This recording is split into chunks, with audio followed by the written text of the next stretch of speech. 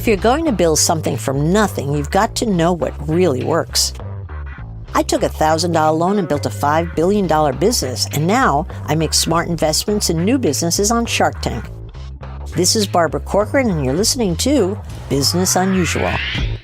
Today on Business Unusual, I'll answer your questions about business, motivation, life, or anything else on your mind. But first, today I'm talking creativity, how to stay creative yourself, and how to build a creative team.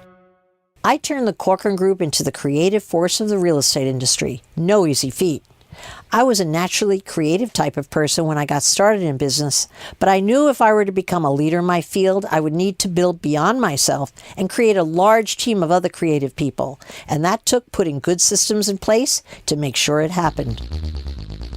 Here's how I keep myself creative and make sure my Shark Tank companies are doing the same. I've never had a great idea at the office, but I found all my best ideas on the outside. I've never created a single idea that was original, but I keep my eyes and ears open for things I find clever or interesting around me. If my attention is drawn to something unusual or I notice smart execution of something, I always ask myself, hey, how can I use this in my business? Early in my business, I saw Reverend Moon advertising his small, friendly face in a Pan Am airline classified ad page. His tiny face captured my attention because it was the only face among ads filled with only typeset. That turned into me putting my face in all my real estate ads in the New York Times, and later making my face the brand of my big business. I watched an intriguing Italian airline's arrival board post their arrivals in 4 colors. Every other airline was doing it in black and white. That turned into color coding my entire property listing system with different colors for different size apartments, making them all so easy to find for my sales agents. While watching the Kentucky Derby on TV, I noticed the winning horses were all wearing huge gold ribbons on their head harnesses.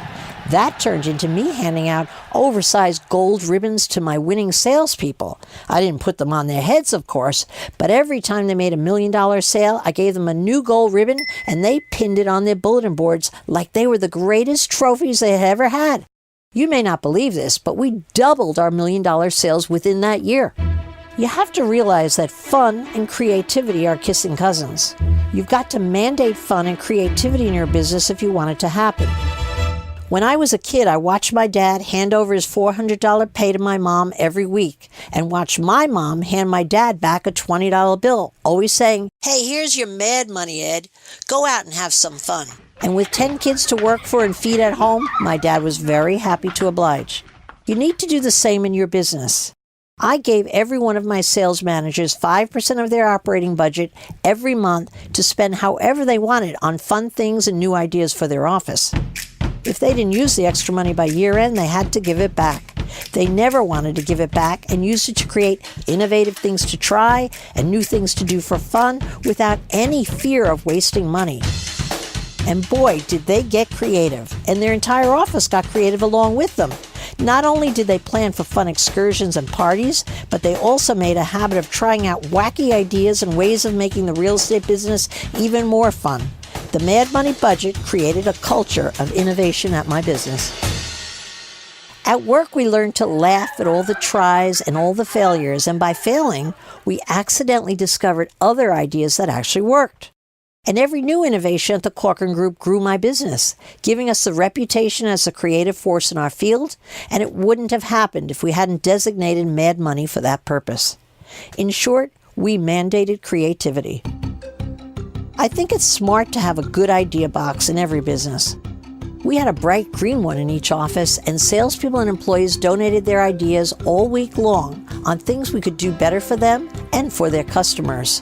On Monday morning's meeting in front of everybody, I opened the box and read out every single idea, good and bad, and I publicly rewarded the person in front of their peers for every idea with a crisp $1 bill. Some ideas were great, and many were not so good, but the green box encouraged everyone to think of ideas without any risk of being judged as either good or bad, and they got their dollar for it either way. I think it's smart for the boss to share their own failed attempts with their staff. It humanizes the boss and takes the shame out of trying new things and failing for everyone in the organization.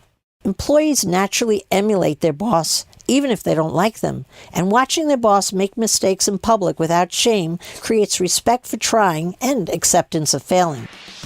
It communicates that it's okay to try and fail, and that it's just part of the company's innovative culture, and the company grows into a powerful team of open, innovative workers eager to invent the next new thing. This is Business Unusual with Barbara Corcoran. And now it's time to answer your questions on Business Unusual. Ryder from Fayetteville, Arkansas asks, Barbara, you say to build a business, passion is just not enough. I know I'm a 10 plus in passion, and what's more important than that? Ryder, the reason I think passion is so grossly overrated is there are too many people jumping out there with a passion for their business, but nothing more.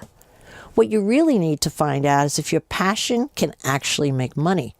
And my best advice for you sizing that up fast is to go out with your product or your service and pitch it and see if someone will actually hand you the money that it takes for them to get one. If they won't give you the money, your passion is just that. It's a starting point, but it sure ain't a business.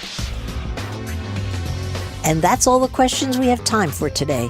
If you have a question, tweet it at Barbara Corcoran, and I may just answer it on a future episode. You've been listening to Business Unusual with me, Barbara Corcoran. Come back next week to hear more steps and missteps I took on the path to success on Business Unusual.